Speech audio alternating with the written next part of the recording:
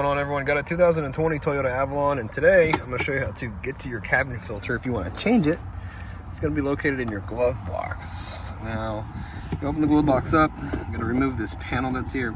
Push this inward to the left, then pull towards us and take this panel out. Okay.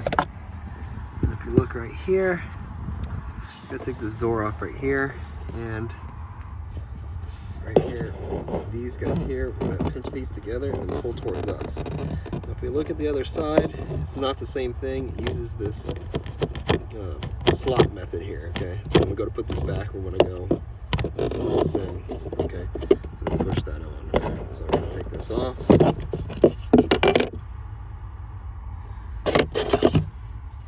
then grab this right here.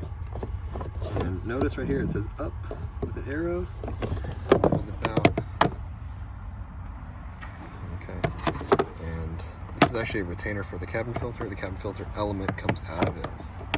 Alright, so this one definitely needs to be changed. I'm going to tell my customer that I'm definitely going to recommend. You can see how brown this thing is. Okay. And I'll show him the video, see what he thinks. But when you go to install the new one, some of your filters, they will actually be labeled on them with the up or the airflow. This one here, you can see how it says up. Make sure you install it correctly, just like this. And with this guy here, the retainer filter, they need to go all the way in the back, all the way back there. If it doesn't go all the way back, the door is actually really hard to get on. Okay, so push it all the way in there where it kind of sticks up like that.